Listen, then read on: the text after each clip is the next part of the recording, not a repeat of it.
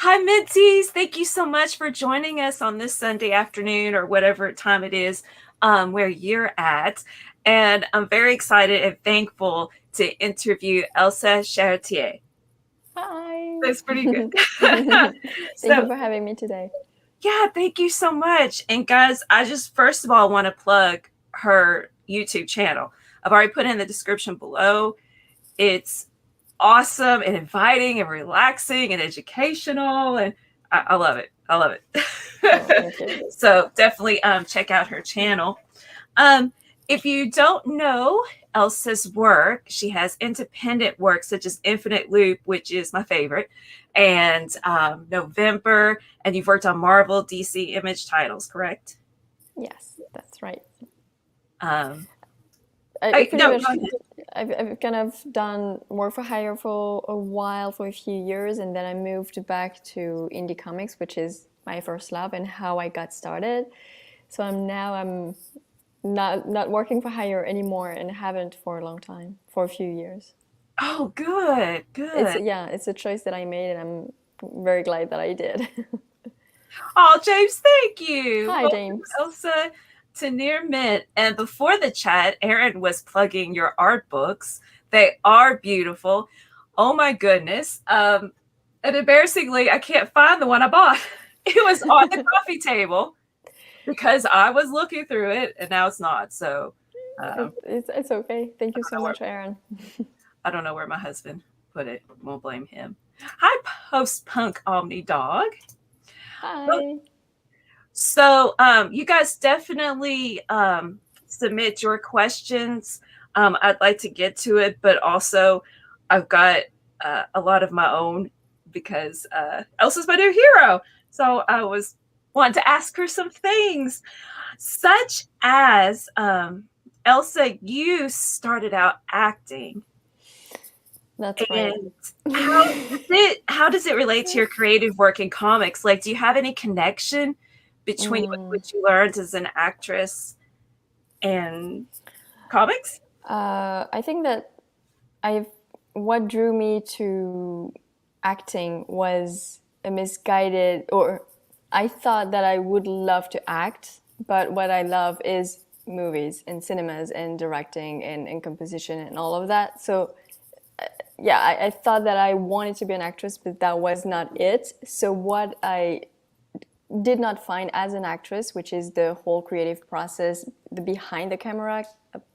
process, I Mhm. can do now as a comic book artist and writer, because I can like figure out my own compositions and what I want, how I want to tell a certain story. So in that sense, that is something that I was missing in acting and I find now in comics. And in terms of what how similar those two activities are, body language is just something that interested me a lot when I was acting. Trying to understand what a person, the emotional Oh process that a yeah. person go through. And now, as an artist, I have to go those same steps. Only I'm not acting them out. I am having my characters acting them out. So in that sense, the emotional research is there. I'm just not the one in front of the camera. No, my That's a characters really are. good point. That since you acted out like an emotional expression, that really Yeah, helps you to draw it. That's yeah. cool. So it prepared And you. exactly, and the body language also is something that I was interested at as an actress. And now I get to like push that even further, especially since I work in a cartoony style where, animation style, Mhm. we get to push caricature and body language, sorry, even further than you would as a flesh and bone person. I can have more fun with that even. I see what you're saying. And your love of movies definitely shows with your channel where you translated Reservoir Dogs, the cutting off the ear scene, and Chernobyl into comic panels. That was really enjoyable. I've never seen something like that. Well, thank you. It's something that I started doing, actually not doing, but thinking about in my spare time. I would watch a movie and think, oh my God, how would it look as a comic book page? It's really cool. I don't know if she's freezing for you all, but she Oh, is. am Oh, I there we go. back? Yeah, sorry, my connection is really bad here, so sorry if I freeze up sometimes. Oh, So just okay. let me know and I'll, back up. Okay. Yeah, it's something that I started wondering, on my spare time, how would this scene from this movie look as a comic book page? And when we started doing the channel, we were like, this is the perfect outlet to actually figure it out. Mm-hmm. So this is how it came to be, and I'm having a lot of fun on those. It's hard. It's really hard, but I, it's also a lot of fun. I could definitely tell how much fun you have and that you enjoy the challenge. Tapsy Logic saying that this person discovered your work in an issue of Department of Truth, been Oh, backtracking your stuff on collected editions since. oh, thank you. Well, actually, my work on Department of Truth is a departure from what I usually do. I kind of bended my style a little because it was just one issue, and on those you get to have a little fun with your style since it's not a commitment for many, many months. So what I did in Department of Truth is actually kind of different than what I usually do. I hope you won't be disappointed by the rest of my stuff. Mr. Vic saying that this person enjoyed your breakdown of Batman Year One. Will you also do an interview of other artists or writers? You interviewed a We've couple. started, yes, we've started doing those. We did an interview with Ed Brubaker, which I was so excited about because I've loved his books since when I started reading comics. I started reading his stuff. And we did Amanda Connor's interview a couple of weeks ago, and that was great too. I'm very curious about how my peers go about the creative process. And that's something, guys, that I really appreciate about Elsa. That if you visit her channel, she loves other comic book creators too, right? Like I do. you're a comic book geek, and you admire and want to learn from other people. It's not just about you. Um, Oh no, absolutely. I hate my own stuff, but I do love comics. So flipping through books of other creators kind of motivate me to get better and to understand why this aspect of my work, how it could be improved. So it drives me. I don't think I would be as excited to draw if I didn't draw inspiration from other people that push me to get better. that's a really good point. Hello, Dickens37. Bonjour from France. And oh, I adore your style. Is that what it says? Yes, it's you have the English. Oh, I love you. I was trying to translate it. Oh my god. You did great job. It reminds me of Darwin Cook. There you go. Okay. Thank you. Oh man. He's among my inspirations naturally, as you know. I can really hide it. I think, not that I would want to. Let's see. Here's another question. I can see you are from France. Did you ever do any work for Humanoid Soliel? Any Soleil. European projects? Okay. As a sci-fi fan, I must ask, any European sci-fi project? Love your art. Thank you. I've never worked for a French publisher, actually. Oh, the very, very first one, the book that we did before the Infinite Loop, which was like a really confidential title that came out like 100 copies, something like that, was in France.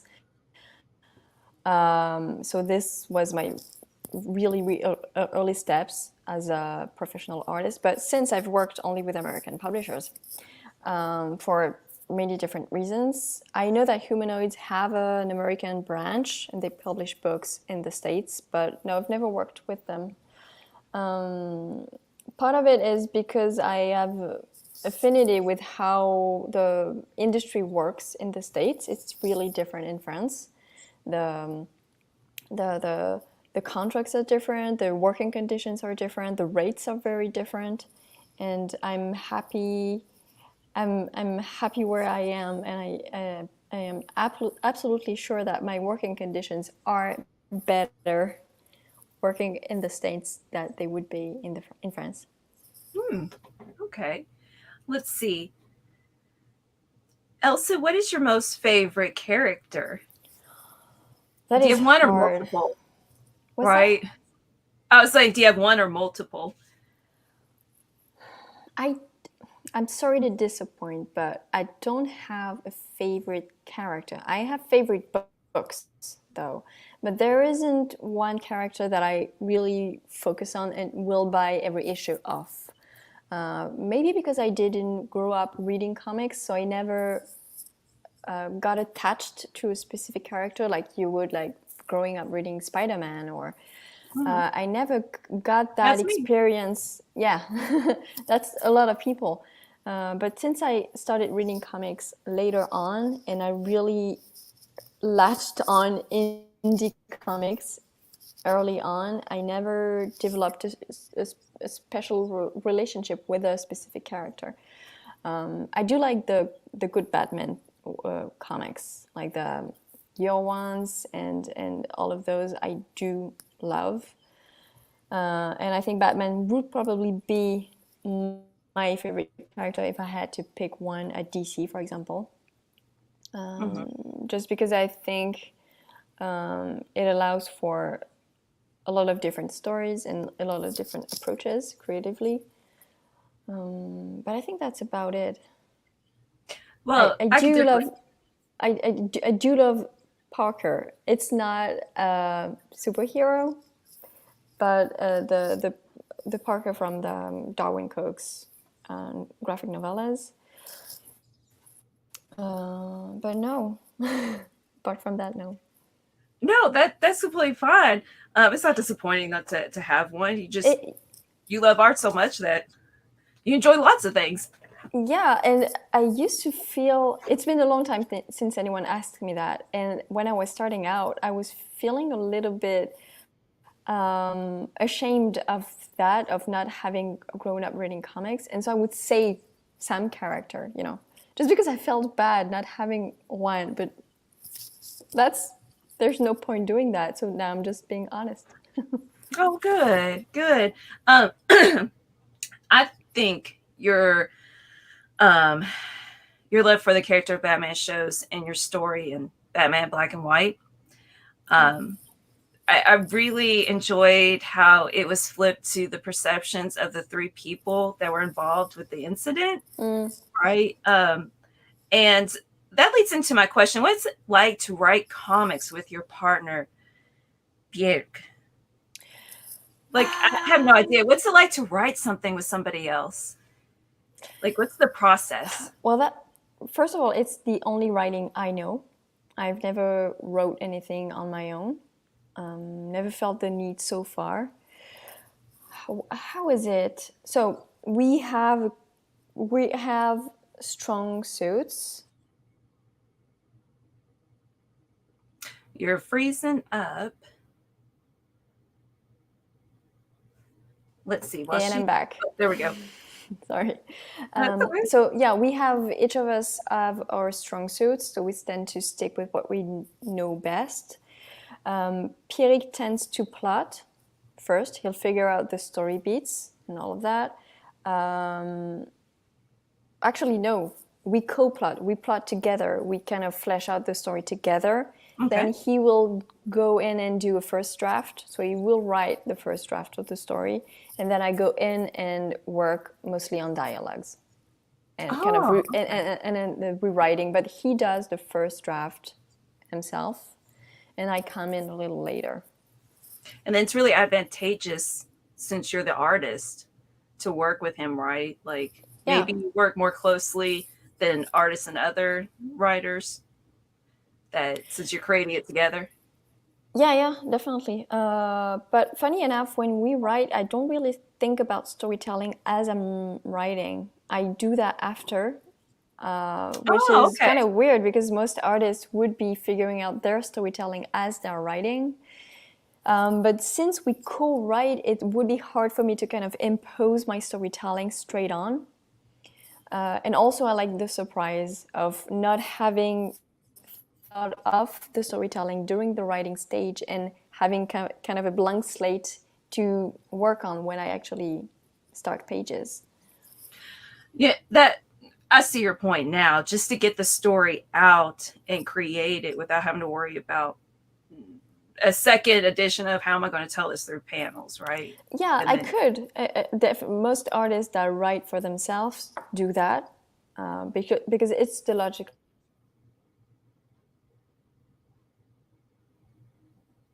okay, so she is frozen up again. So while she's Yeah, getting through, I'm there we go. sorry. It's my connection is really bad It's not. here. It's not your fault. You're breaking the internet, Elsa. It's all your fault. Well, here. Would you like to? Were you going to say something else? Would you like to finish before we move on to Marvel? I'm good. I think Okay. I got my point through. Is Eric? Bleh, is there any facial body part that makes your drawing unique? Ah, interesting question. Thank you for your question. And a body part that made my style unique. Huh. I would say mouth, maybe.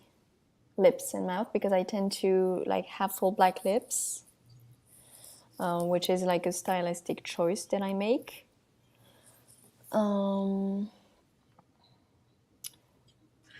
That's a good. Do you have an answer for me? What is your what do you, because maybe since you're not actually drawing it but seeing as a reader, maybe you have a better answer. I would like to say that I'm a fan of your bold lines. And it's really cool because to me, it's like they're sweeping and smooth, but they can be angular at the same time. I don't know how to word it. Just like your No, but pants. you're right. That's it. Oh, That's yes. what I try to do. So I'm happy that comes across. Yeah, definitely. I try to had because I don't want I do soft lines like you said, but I don't want it to feel kind of anticlimactic and not energetic. So the angles that you see are kind of the energy that I try to add in the line work. Yeah, it definitely shows through. That's what I like in the shadows and the contrast. That's the type of art that definitely speaks to me. Let's see. So she's frozen up again. I'll go ahead. Dickens, this is a good question. I was thinking about asking her this: the difference between the French and American approach. Like Elsa, can you like go into more detail The about that? business. Oh, okay, so you're interested in the business of comics and how it's different in France and in the US, right? Okay, so in the US, you have two different options when you want to be a comic book artist. You can either work for hire, typically DC, Marvel, typically, or you can where you get paid for each page that you do. You have a page rate, but you don't. That's what you do. You do your work, regardless of how many copies sell. You get paid. You can also do creator-owned comics, which is what they meant. You own your own creation. Typically, it's Image Comics, but there are other publishers that do that. And so with Image Comics, you get paid off of sales. So you don't have like a set page rate. You might have a book that sells a gazillion copies and then you end up rich, or, which is most likely what happens, it sells okay and then you make an okay living. If you're lucky, because a lot of creators don't even make enough money with their image book to actually make a living off of them. So that's in the US. In France, I'm not too familiar with it because I've never worked for a French publisher. But what happens, I think all of the time, is that you don't own your character.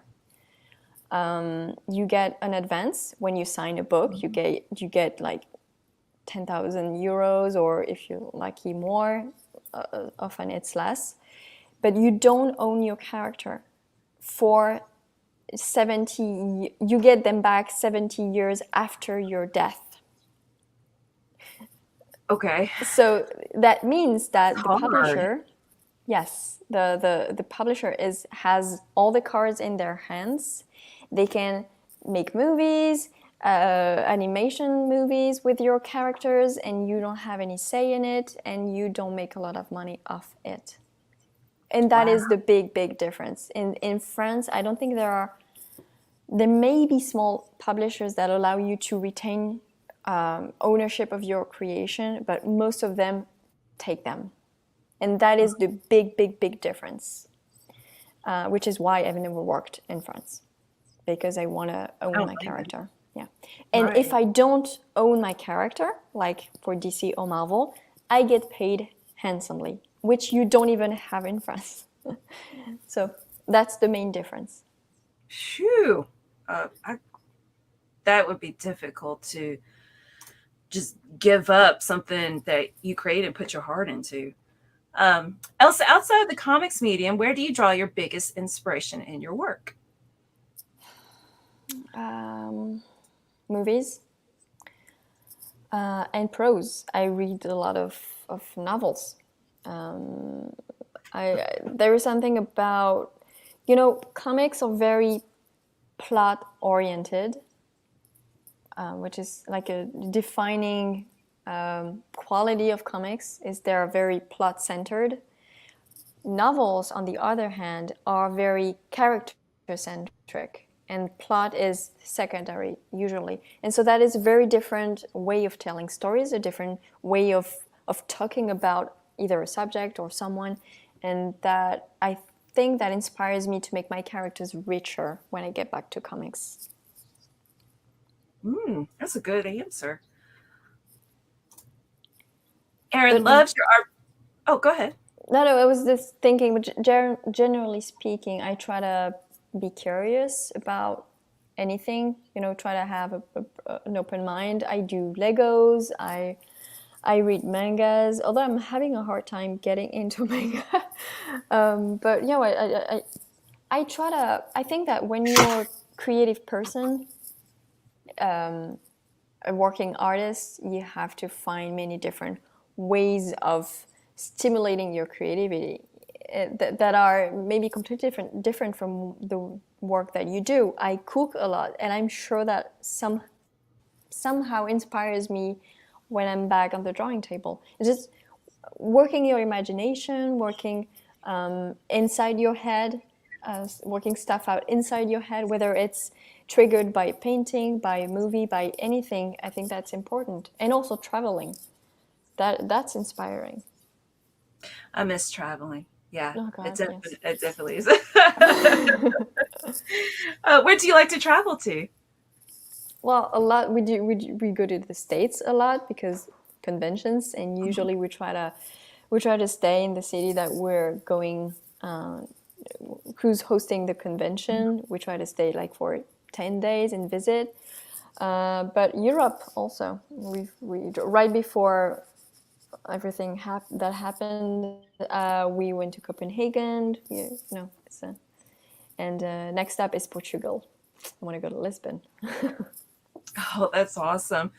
I've been to a beach in France for like half a day.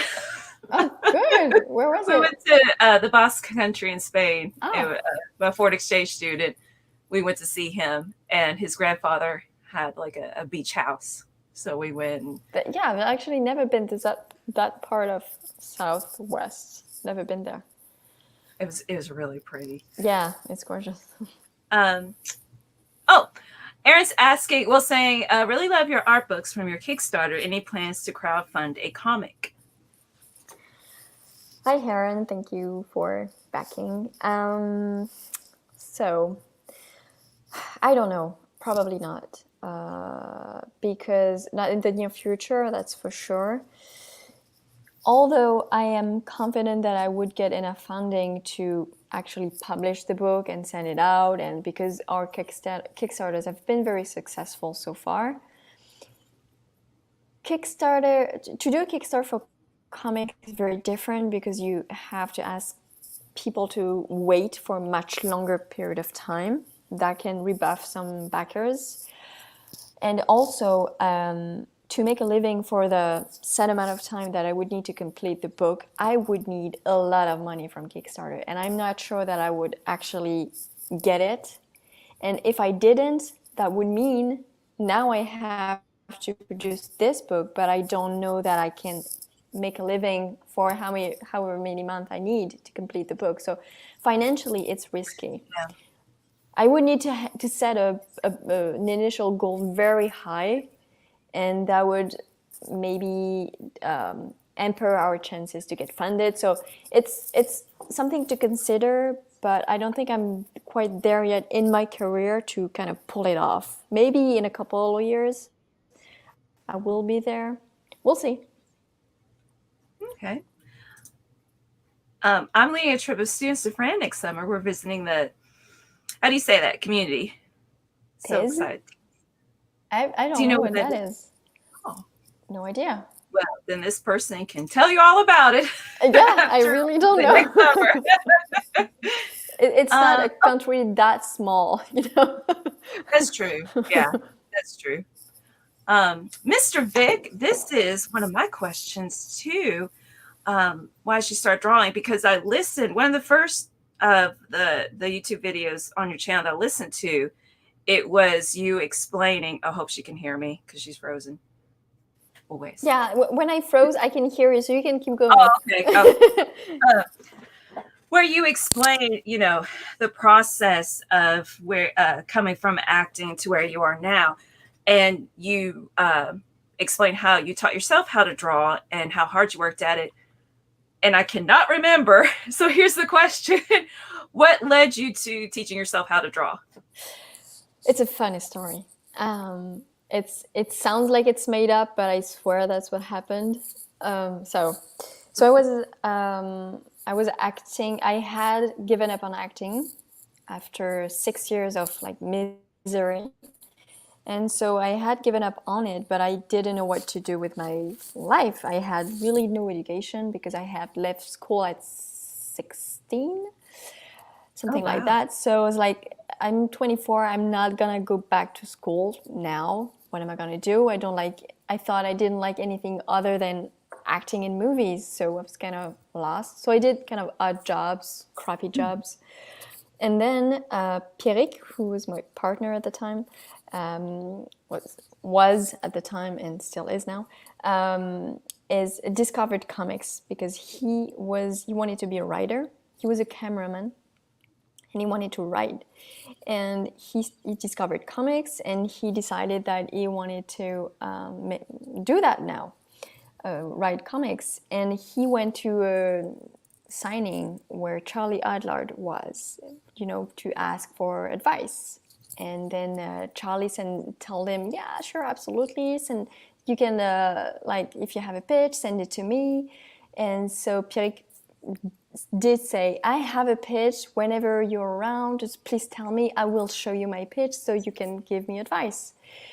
Which was, I was a bystander to all of this. I was there to support him, but not involved at all. Now I remember, yeah. Yeah, and so... I remember now. Yeah, and so Pierrick emailed Charlie saying, yeah, I'd like your advice. And then, you know, radio silence. Charlie didn't write back. But then he did, like a couple of 3 months after that, saying, I'm going to be in France in 2 weeks. Do you want to come to the signing and show me your pitch? And so you think that is, you know, that is great. It's my opportunity to start showing my work. But he actually didn't have a pitch. I don't know why. He just made that up on the spot. He didn't have anything. I think he got impressed and he said something and he didn't have anything. And so he was like, I need to have something to show Charlie, but I need to put a pitch together and I need an artist to draw the pages. And so he actually asked me, do you think you can learn how to draw in 2 weeks? So that I would fill in and do the pitch so that he wouldn't be like an idiot meeting Charlie with nothing. And so I did that. I kind of was like, what the hell, worst case scenario, it's terrible. I don't have anything else going on in my life, so I might as well do that. So I did that, and I did the 5 pages. We went to see Charlie, and he was very nice about it, although the pages were horrible, as you would expect. I mean, those was my first pages, and so it kind of clicked. I realized I liked how to, I liked drawing, and that's how it started. Cool. Yeah. Now I remember that it was 2 weeks time. Whew, Yeah. you had to teach yourself. Are there Yeah. any Yeah. challenges in the art world that you'd like to tackle? Oh. For a while, I thought I would like to do some paintings, for galleries. And then I realized it was just my ego speaking, wanted to like have an exhibit in Japan and all of that. That sounded fancy. So like maybe I'll do that. And then I realized I like drawing comics, so I don't think I want to get into the actual art world, but I would love to know more about animation. And I know it's too late for me to start animating, and I don't necessarily want a career as an animator, but I would really love to learn the process of animating. Maybe on some small project, I don't know. That would really interest Yeah, me. that's true. Yeah. And also, since I love movies, like I said, and I'm really interested in production, the production aspect of a movie, I would really be interested in learning more about that and maybe directing someday. I don't know. I think at some point in my life I will get into movies. I think, yeah, that would be really fun. This person loves your artwork. Have a Bruce Timm and DC animated feel to it. Just since you mentioned animation, looking forward to more of your work. Thank you. Well, I'm working on a new series that should be coming hopefully in the fall. It's an ongoing, and that's all I can say for now. But it's Oh, exciting. okay. I'm very excited. Oh, awesome. Well, could you answer? Is it independent work? Yes. Right. Okay. Okay. Yes, that's Yes. all I'm doing now. That's I'm happy to like draw a small thing here and there, like a small short story, like we did for the Batman Black and White. But the long form stories, I want to do my own stuff. cool. And more creators are doing that, which I think is great. Tapsologic's asking, do you get writer's artist block? How do you handle it? So it's funny. I don't get a writer's block because Pirik and I co-write. So whenever I'm blanking, he can fill in, and vice versa. I usually don't have an artist block, but I've been struggling for the past couple of weeks, and it's kind of new, not very nice. I don't know. I think I'm just at the end of my rope, like energy-wise, so I need to recharge. And like I said, I took a 3-day week. Yeah, I know. Unheard of as a comic book artist. But yeah, I've been feeling less inspired because I'm tired. So I need to rest, which I've been doing. I've been working a little less, and I can feel like their inspiration is coming back slowly because I'm less tired. So that usually what turns me off of drawing is just having done too much. But otherwise, no, I guess also I work on scripts that interest me. So I always feel the need to put them in pictures. I never not inspired by what I have to draw, especially since I started doing my own books or actually picking the writers I want to work with. I think that's really good life advice. I feel like I'm resting, but I'm still not getting my energy back. One of the things I love about interviewing people, well, my husband does it way more, and watching his interviews is all the life advice that creators are giving. Seriously, like just that spoke to me, and I'm sure to somebody else here, that if you're feeling burned out, that maybe you need to take care of yourself and rest. And Definitely. I was like on my couch like a week ago, like a slug, and I am very energetic. I am never not doing anything. And it was like my face, squished. I think I'm doing a burnout. I need to do something different. so, so I took a little bit time off of work, and we're gonna do a summer break for the channel in August to kind of okay, replenish. yeah. But yeah, sometimes you just need to like not push. My thing is always to push through, like head on. But sometimes Yep. that is the wrong answer, and I'm sure you do that too. Most oh, sorry. Oh, it's okay. Well, I'm proud of my husband he took the weekend off, so I'm glad for him, because he's working every day. Oh, So yeah, thank you. That was good advice. And Disposable Heroes is saying Elsa's Brubaker interview was great. Thank you. I had never met Ed. He actually spoiled something in the interview. Oh, no. Is that but it was comfortable talking about it, so it was like, okay, I guess. We were supposed to do a book together, but kind of our schedule didn't, like, we couldn't find the right time, and so he just told that in an interview, and he showed on screen the outline of the thing he had been working on for me, and I was like, oh. I thought you meant spoil something like in one of his works that's already been published or something like that. Wow, you're like, oh, there it is. Yeah, it was great. I loved talking with him. It was interesting. We talked about structure, because that's one thing that I want to do with those interviews, is talk about craft.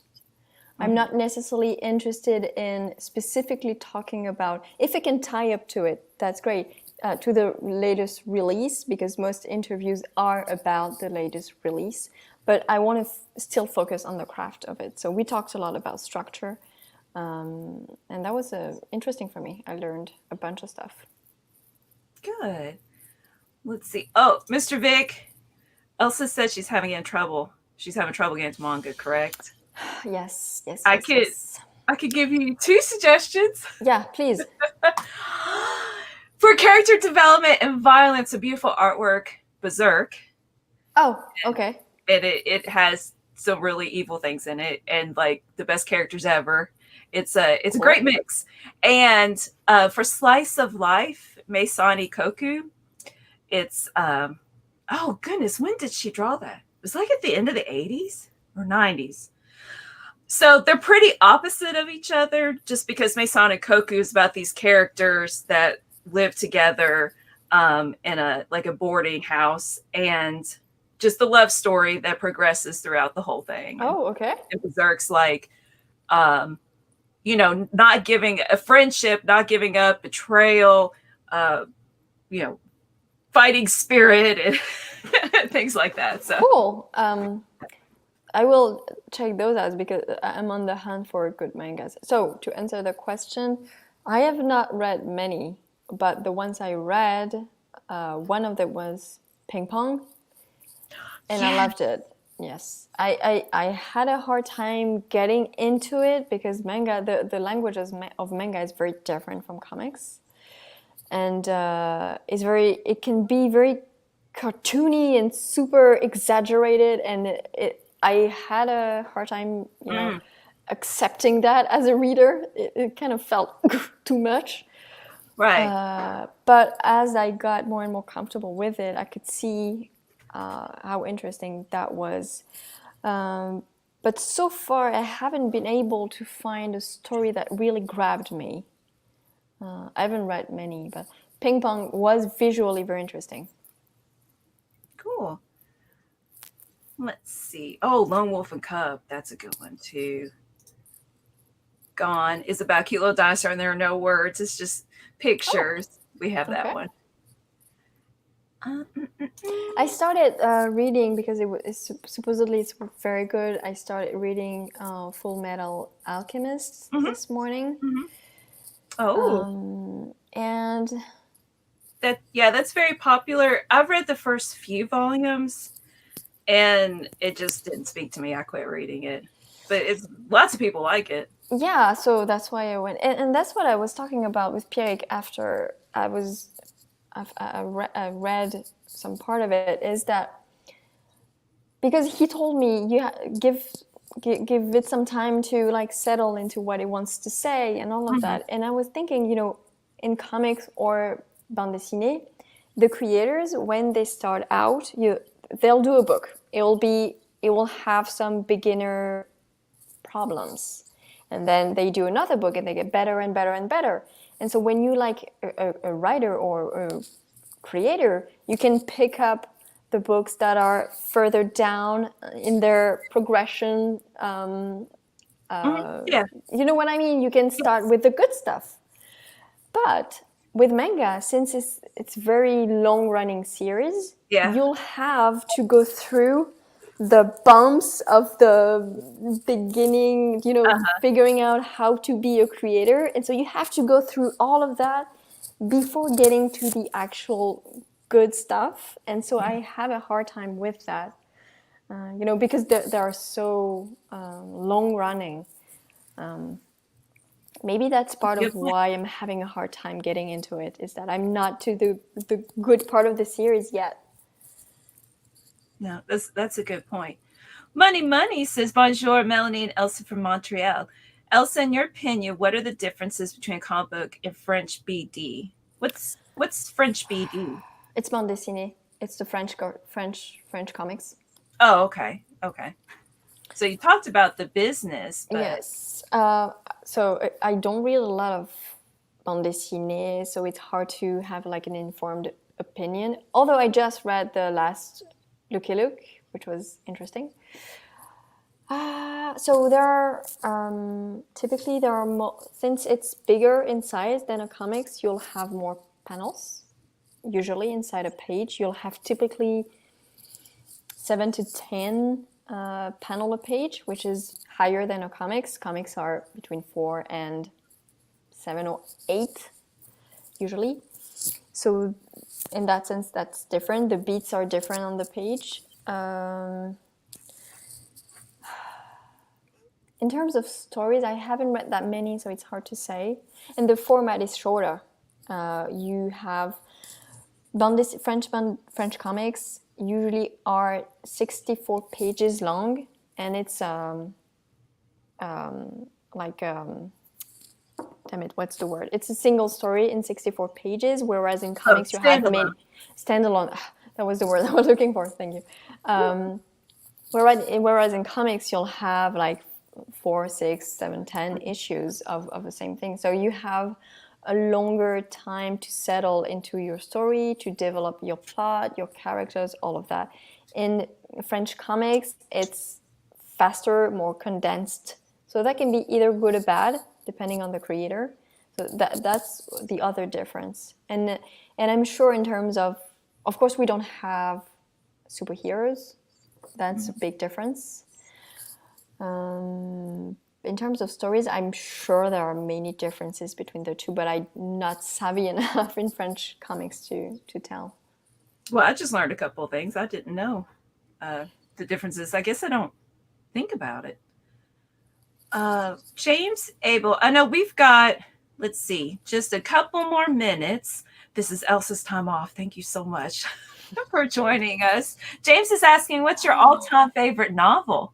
Oh God, that is too hard. Oh, I have read and loved Circe by Madeline Miller. Oh, so the thing is, I have been going through the Pulitzer Prize list. So Oh, I'm only reading exceptional books. So that's why it's really hard to pick a favorite. I loved Breathing Lessons, which was a Pulitzer winner from the 80s, I think. What have I read recently that I loved? The Sympathizer was fantastic as well. Just basically the whole Pulitzer list is what I read, and there are yes, 1,000 Acres from Jane. I can't remember her last name, but it's a saga about a family that's destroying itself, and it's gut-wrenching, incredible. So you can tell that I'm passionate about books. Yes, right? that's a really good suggestion. Or I can't think of the word. Okay, right here. Let's see. Looking at the time, we need to get going. But I just want to point out to this person who's asking for advice, who wants to start art, but has never approached it before, some lessons. I would suggest your channel. Am I correct? Yes. Oh, definitely. That's so. Our channel is more for now focused on the storytelling aspect of it, because I think it's lacking. So that's what we started it. So if you're interested in drawing comics, which you probably are since you are here, I would suggest having a look at our channel to understand some stuff about storytelling. And in terms of approaching drawing for the first time, just buy some books. The Scott McCloud's book are excellent for storytelling as well. I taught that when I was a student teacher in high school. Oh yeah, for the English class, I taught Scott McCloud's Understanding Comics, and no one has done better since then. It's incredible. He's like the definitive guide to comics. That's what he did. I also have the Drawn from Life textbooks, I want to say, from Walt Stanfield, which was an animator who was an animator at Disney, and he compiled his notes for students, and it's incredible to understand how to draw lively characters. So I would suggest that. I started using that book when I was starting to draw, and it changed my approach entirely. So you need some books, and then you need some time to actually draw. You know, you can have all the books in the world, you can read all the textbooks and studies and watch all of the YouTube channels in the world. If you don't actually get to like the drawing table, you won't get better. So that's my second advice. Draw, and figure out what you like to draw. Whether it's superheroes or animals or anything. And then draw that. That's good advice. This person says, thanks a lot. Well, yes, thank you so much. And the description to Elsa's YouTube channel is in, or the link to Elsa's channel is in the description. Or also you could honestly just type in her name, and that's what's going I don't think there are many of me on YouTube. And so new Spooey channel, that's what you missed. You missed Elsa. Thanks a lot. Yes. And hi. You blew it. Once again, thank you so much for joining us. It's my pleasure. Thank you. Thank you so much. Imparting us with knowledge and life advice. Thank you everyone for your questions. They were great. I enjoyed talking to you guys. Thank you, everybody. And as always, stay minty.